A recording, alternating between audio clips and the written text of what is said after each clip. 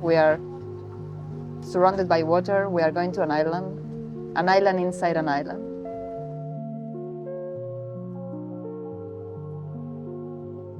I'll tell you a story about an island. When I was staying in the lighthouse in 1982, off the coast of Iceland, it was May, and I woke up one morning and a really serious storm blew in, covered the lighthouse with ice, and I was up on a high bluff, so everything below was sort of flat. You had the ocean, and you had the coastline, and everything was covered with water now. So I became an island on an island. The water receded about 4 or 5 days later, but it was a very odd feeling to look down and see the ocean around you, unexpectedly around you. So it was, really interesting level of isolation there. The island idea is now, I think it's obsolete, if only because there's too much communication of some sort or confluence with the rest of the world, whether it's pollution, economics, chemistry in general. You got pharmaceuticals, the same cocaine and Zoloft in the water around the world, And then you have, the economic issue, which you really have a global economy now, because what happens in a significant location in one place will affect everything, And then, of course, just the technological aspect of violence and communication is also broken down all ideas of isolation or distance. So for me, the idea of an island is a thing of history, I mean, 2 years ago, we woke up to see in the newspaper a photograph of a black hole, tens of thousands of light years away. You just thought, well, distance is really over now. This is interesting because I was thinking about isolation in relation to connection. One of your main references is Emily Dickinson, how she got isolated. She could connect with the world in a wider sense than in a human scale. To her I think she invented moment. Her world. Yeah. She invented it, and in a way, not having everything defined through experience gives you more opportunity to invent. And I think for her that was the case. Think about it. If you don't travel, what better way to travel the world? Because then you can go places that don't exist, which adds a lot to the geography of the world, Yeah. But in the late 19th century, islands really did exist. Not just physical islands, but psychological islands and every kind of island, oral, physical, you name it. Because there were relatively so few people, and your transport was very slow and communication was real time. You were isolated all the time, Then one wonders, were you really isolated? Because you didn't really have the imagination necessarily of what was going on beyond your sight. There were not a lot of visuals even for what was beyond you. So I think it was what she was more organic to her time and location than, let's say, she actively decided not to travel. I don't think that's the case. I just think she didn't travel, And most people didn't travel that way,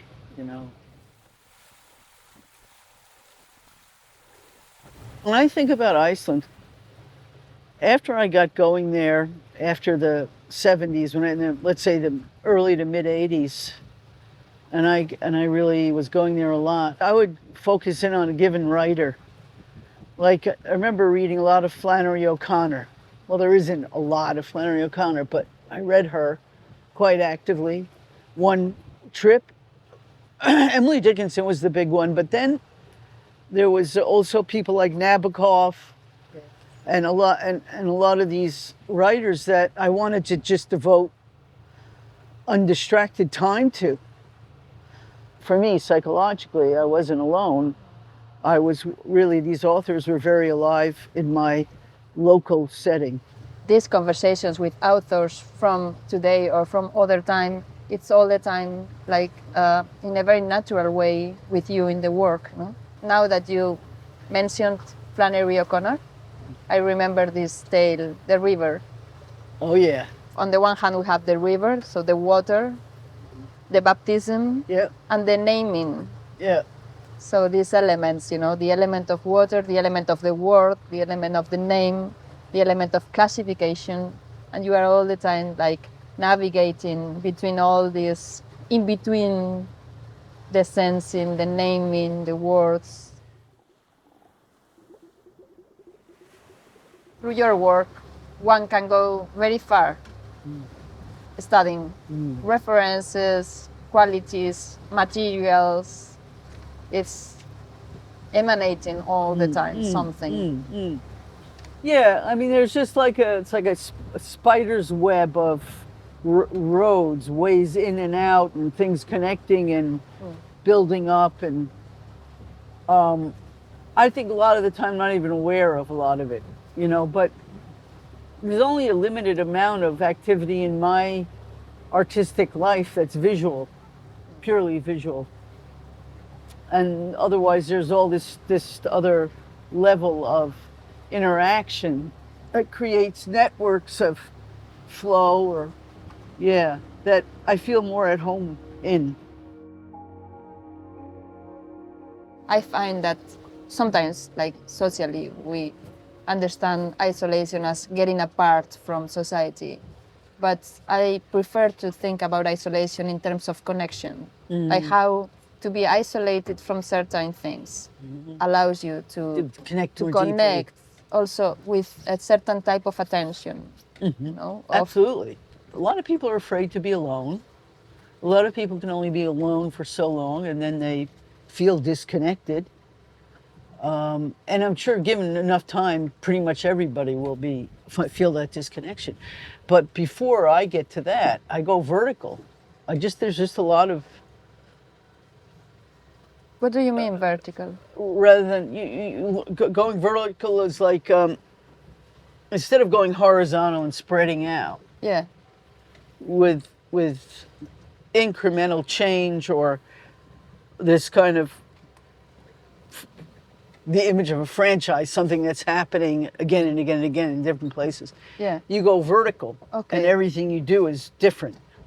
That's how I see it, the difference between vertical and horizontal. Some people go horizontal, some people go, but I have a lot of vertical space. Verticality. And that's where I enjoy spending my time in those places.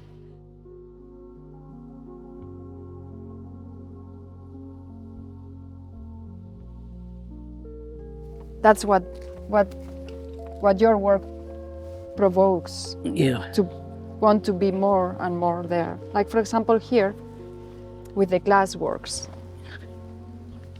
The way the light changes the perception of the space and the perception of the work, it invites us to somehow spend more time.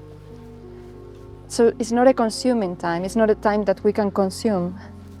So not a time that is about consuming the work, but about staying with it. We always have this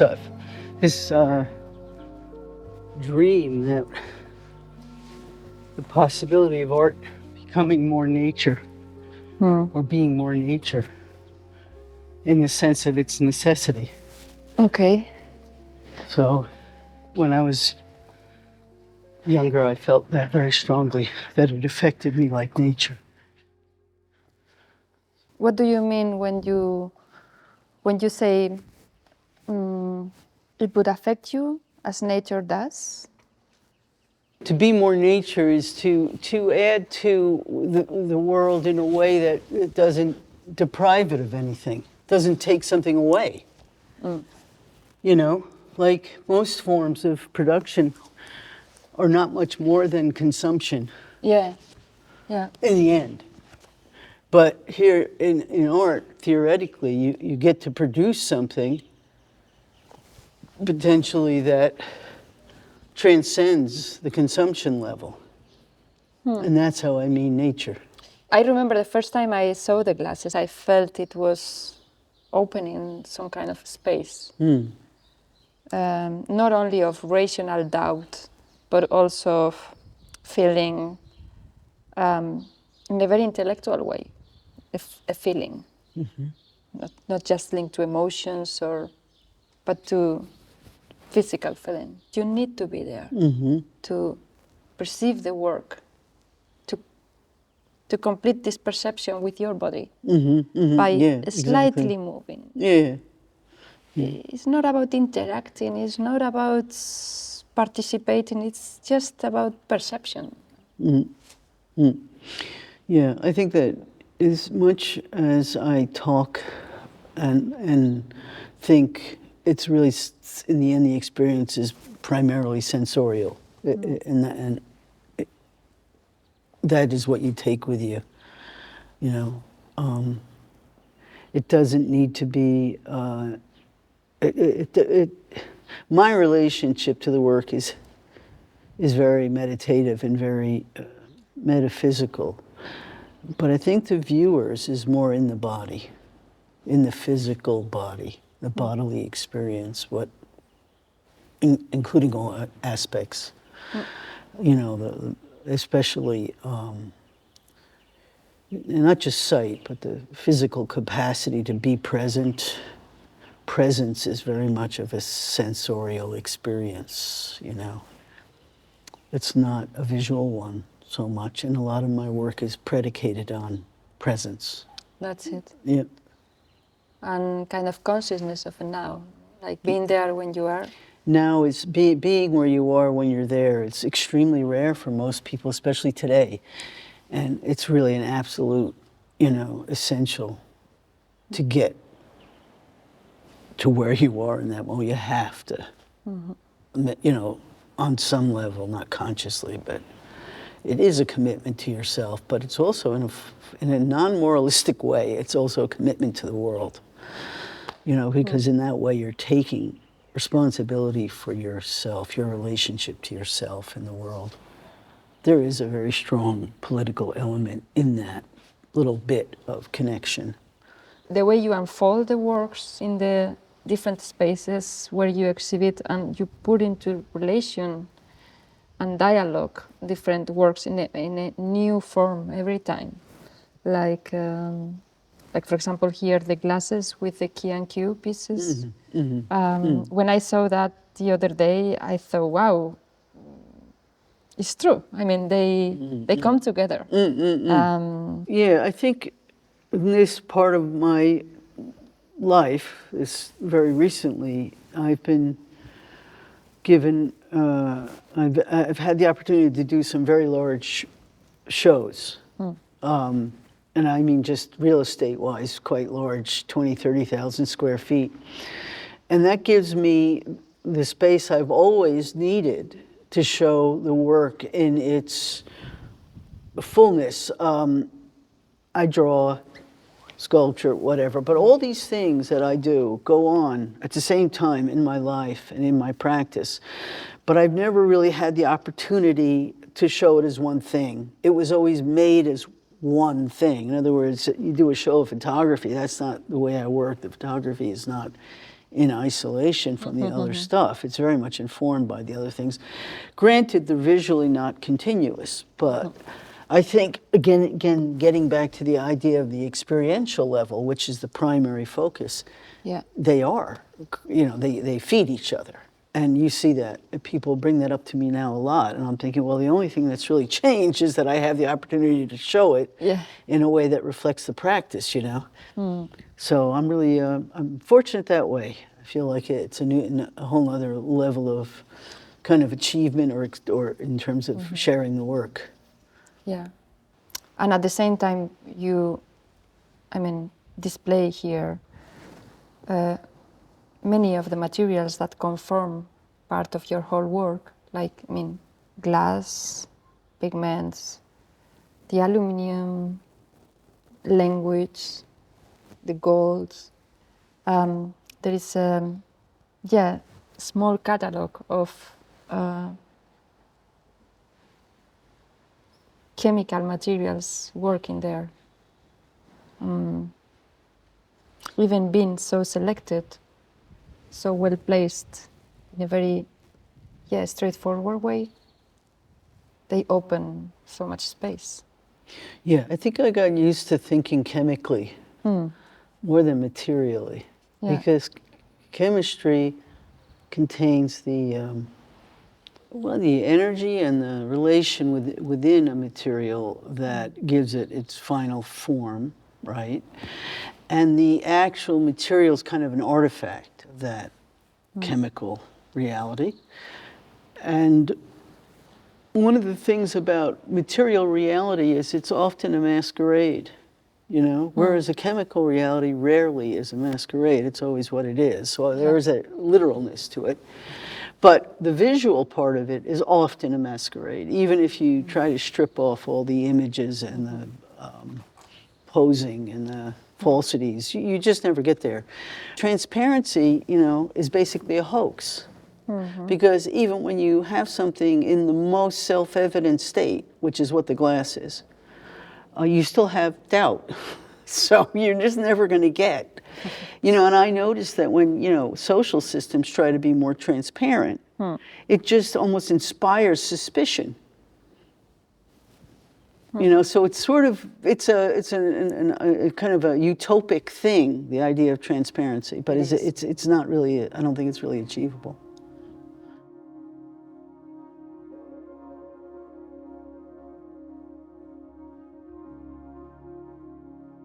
Looking at the work of Double Mobius, the work is provoking a kind of short circuit of the mind, of a kind of. Well, it's sort of, it is like a, what is the word for it? Bit of a conundrum, I guess. It's, you have a Mobius. A Mobius strip is defined by being a form with only one side, one surface, one surface. You know, it's a single surface. So if you have a double Mobius, well, then you have two surfaces. Does that make it an object? Does that make it two surfaces? Because you've got it paired. That's it. Right? So maybe it's a question. But then you also have, as a friend of mine wrote to me and told me, but this is like Castor and Pollux,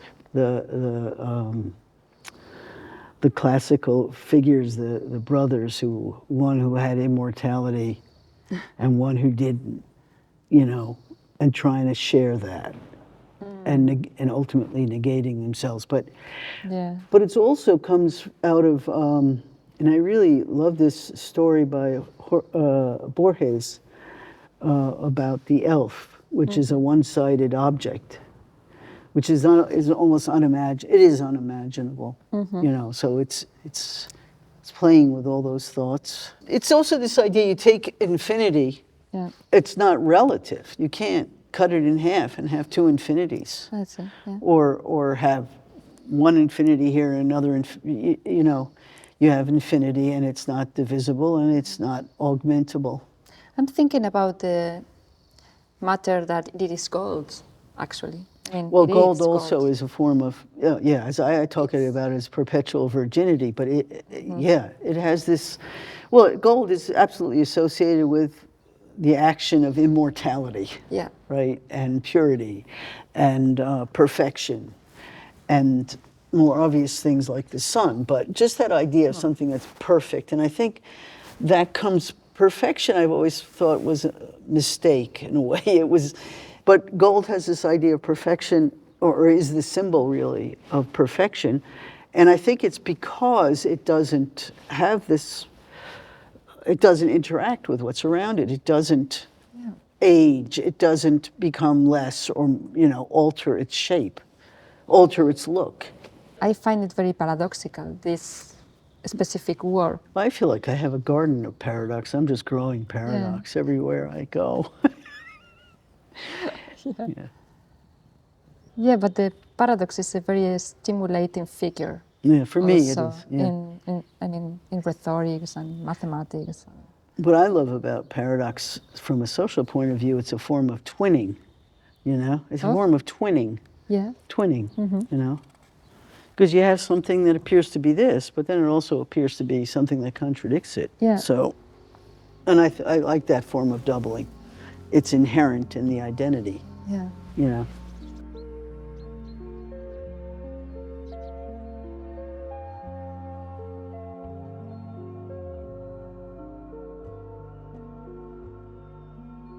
I like very much a sentence when you say, it's common to believe that because we will never travel to them, to these places that we have never been or that we have never seen, their loss will have no effect on us, or that losing a place that is not occupied by humanity is a loss of not importance, that going from unseen to non-existent will make no difference. I love this sentence. Going from unseen to non-existent will make no difference, but the difference runs deep. We are losing the core infrastructure of our imagination. Here, I'll show you something.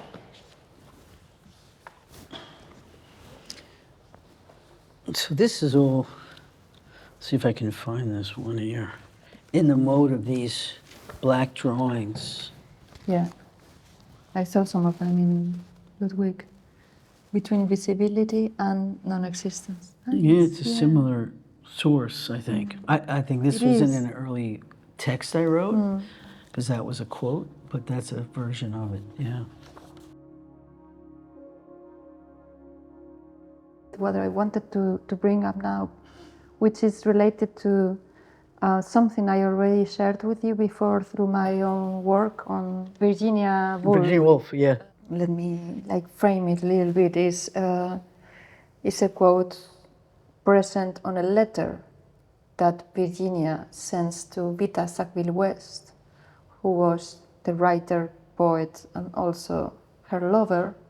But they kept this correspondence through letters, in which, in these letters, they were talking about literature a lot, but also there was a lot of desire and a lot of seduction. And at some point, Vita Sackville-West writes to Virginia asking about how does she find the right word. Virginia answers saying, words are not so important, the important thing is the rhythm. Because an impact, an emotion, an encounter provokes, it's like a wave that explodes in the middle of the ocean. And you only need to wait.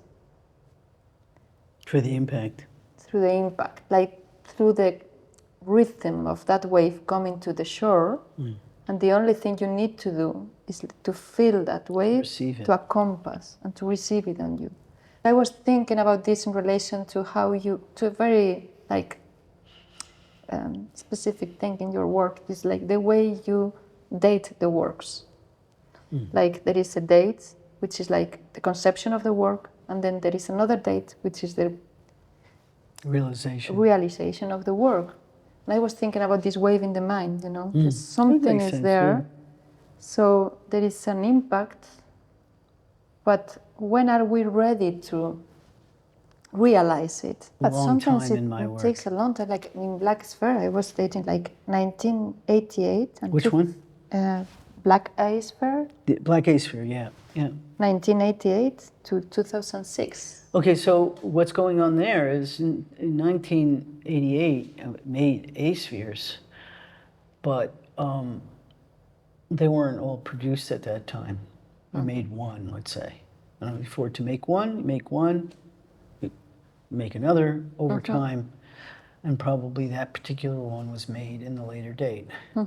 So it's a third iteration of an A-sphere. You had a stainless steel version, the copper. The first one was copper, and this is also copper, but it's been patinated, so it's black. And so it's not as romantic as you think. It's more just a technical detail of what it takes to realize things. And sometimes I'm working conceptually for years, that's true. You know, we were talking earlier about attention and awareness. That's what gives you access. Just being, in a sense, prepared, being, in a sense, open, and my life is devoted to my work, wherever that takes me. So I'm already have a clearing in my mind for possibility. Possibility is the trick, you know, that you hold open the potential. Yeah. And I live my life that way, so I'm always sort of not waiting, but I'm like, you know, keep the door open a crack, see if anything's happening. But, or you're not, or you're just completely off in another world, and you come back and there, you know what to do. Yeah, well, that's exactly what the letter is saying also. No? You need to wait. I mean, you need to be there, but you need to wait. You cannot go before the wave. No? You know, yeah, but waiting to me, when you say wait, it's very conscious. I don't even think there's that level of consciousness to it. Okay. I think you're just living.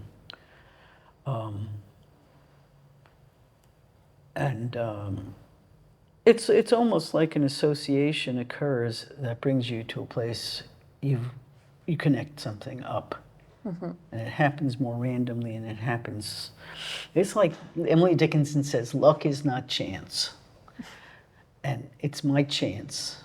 You know, it's in a way, it's a personal thing. Yeah. Yes. I guess, yeah. Thank you. Oh, I got off easy. Yeah, it was really a pleasure, I have to say. You make sense of me.